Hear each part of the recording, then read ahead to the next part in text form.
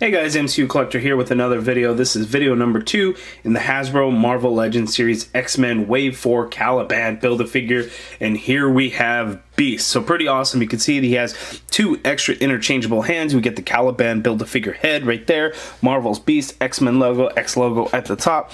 Awesome side artwork of Hank McCoy himself. Beast on the back of the package, we see get the same artwork, and we have all the figures in the wave to build Caliban. As you can see, I am going in order. So I did Gambit yesterday.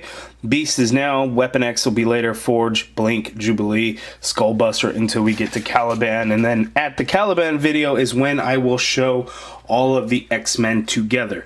Now I've already gotten some people asking about that. That will be done all in that video to try and keep some of these videos a little bit shorter.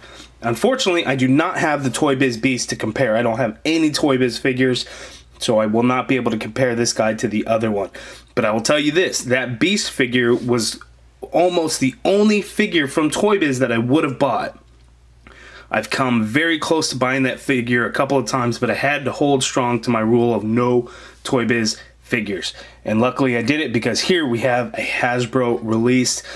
Now let's get to it. But first, let's check out that bio.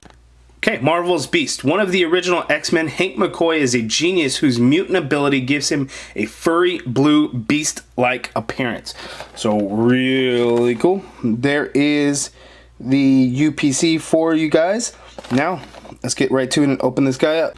Okay, and here is the Beast figure out of the package, and how awesome that he is balancing on one hand. Now this took me forever to do, and it looks like he's ever so slightly starting to move and want to fall down. So I'm going to go ahead to prevent that and get him over. It was difficult to do that, and I'm going to tell you something that don't do on your figure that I started to do on mine. But what a great looking figure nonetheless. Now this one's going to be probably a little articulation heavy because there's a lot of things to talk about on this figure.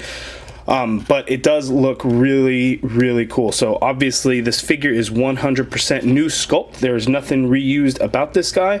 It is all brand new, and there is lots of articulation to go through.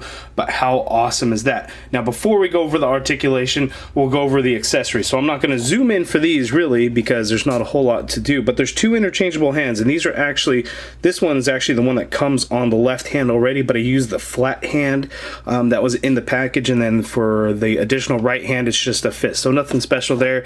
And we get the Caliban Build-A-Figure head, which looks pretty awesome. Nice shading in there.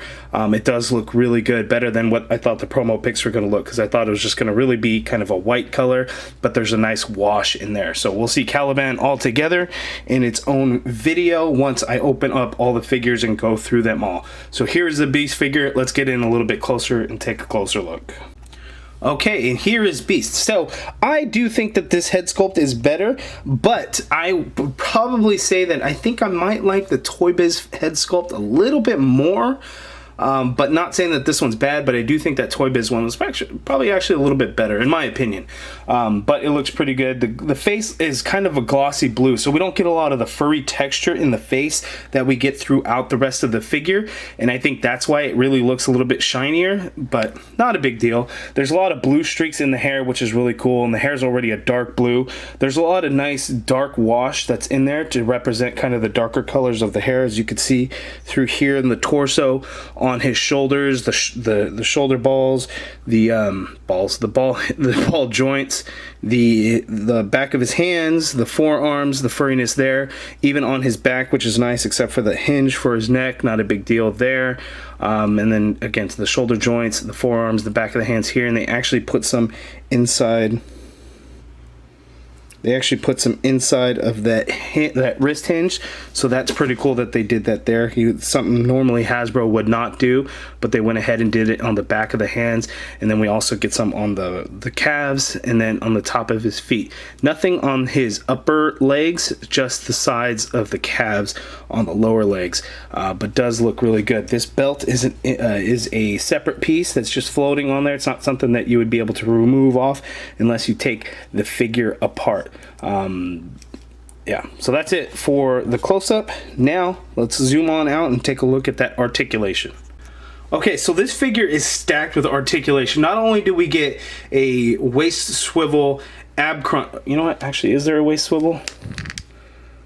There is not a waist swivel. My apologies. No waist swivel. So not only do we get an ab crunch, but we also get a diaphragm joint. And then we also get butterfly joints in those shoulders. So lots of articulation that way. So instead of a waist swivel, we do get the diaphragm joint, which is good as it kind of acts as a waist swivel in a way. Now, because of the butterfly joints also, it looks a little kind of boxy and the shoulders look a little wide for me. Not that it looks terrible, but I do think aesthetically it could have been a little bit better. But it's nice that we get those butterfly joints, because look at the range of articulation that you can get in those shoulders. That is insane that we can do that. You can see how far back those butterfly joints go. So that's great that we can do that. So you get that diaphragm joint that allows, you know, a little bit of pivot to the side. Not a whole lot, but there's some. But you can get them to crunch down like crazy along with that diaphragm joint and that ab crunch. So you can get them to crunch down that far.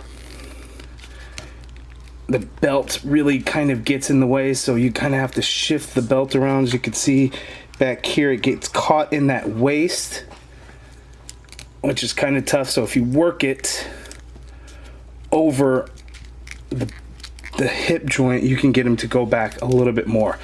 His head, you can get him to look down that much. You can get him to look all the way up, which is great.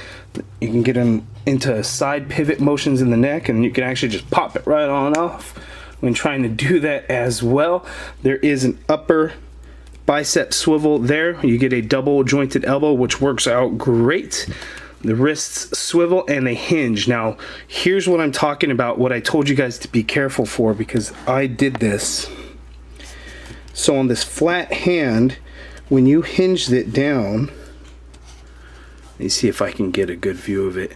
You can see a little bump right here, because as I start to hinge it that way, depending on where you're positioning it, you're pushing and cutting into the plastic. So be very careful when hinging it this way, as you would try to get him to, you know, do the flat stand on his one arm.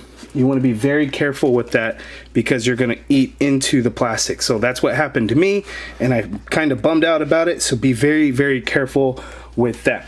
Now the legs go out this far apart, so you can basically do full splits there.